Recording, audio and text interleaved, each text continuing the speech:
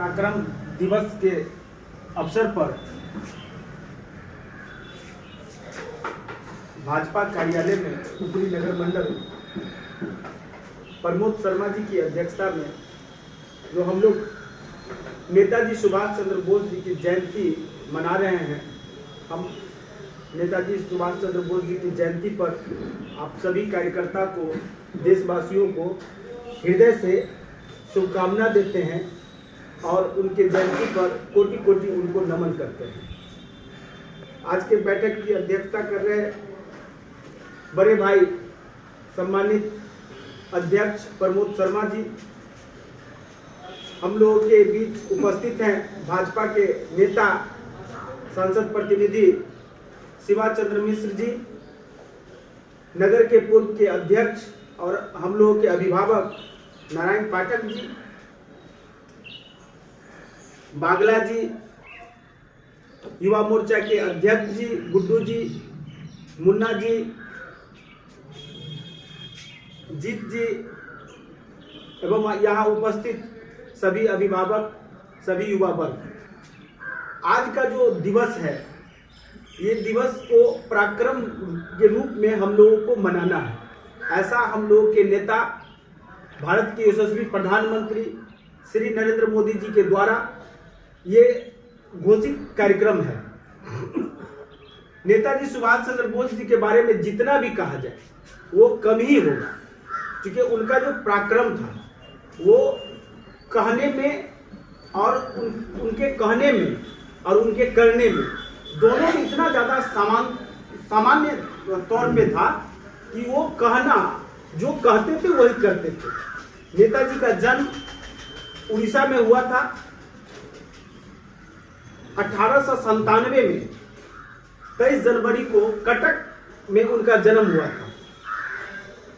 जन्म से ही वो पराक्रमी थे और यशस्वी थे, और उसके बाद जब युवा वर्ग में वो आए, उस समय से राष्ट्र के प्रति उनका जो समर्पण रहा, वो समर्पण जो है सो केवल हिंदुस्तान में नहीं देखा।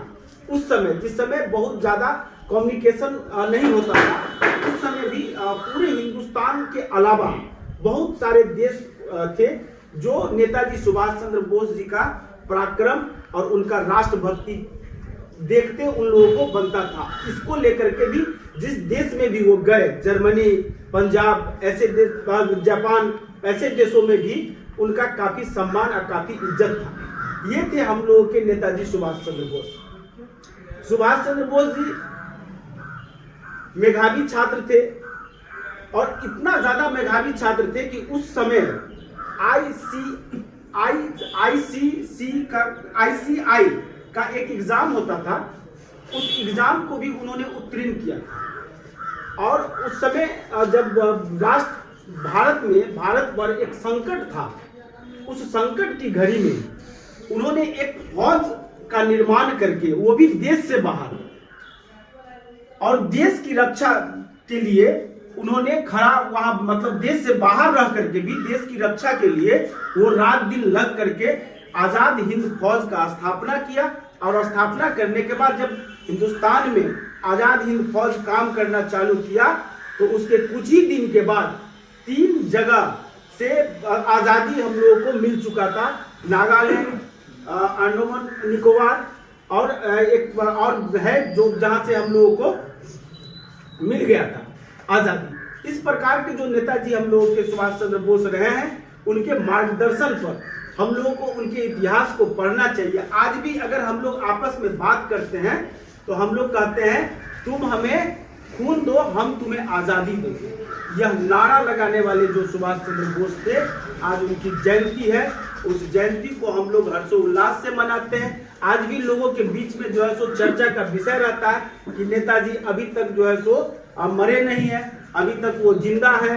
वो उनका जो है सो आज तक के इतिहास में इतना लंबा समय बीतने के बाद भी उनका कोई सुराग हम लोगों को पता नहीं लगा, भारत सरकार को पता नहीं लगा कि आज तक वो आखिर वो गए कहाँ, वो हैं कहाँ, उनकी मृत्यु कैसे हुई।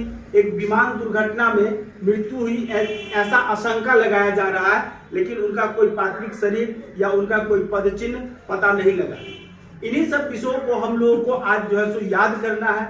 नेताजी सुभाष चंद्र बोस जी को कि आजाद हिंद फौज को भी याद करना है, जिसने भारत में प्रथम आजादी के लिए जो संघर्ष लड़ाई किए थे। आज हम एक नई बात भी उनके लिए बताना चाहते हैं।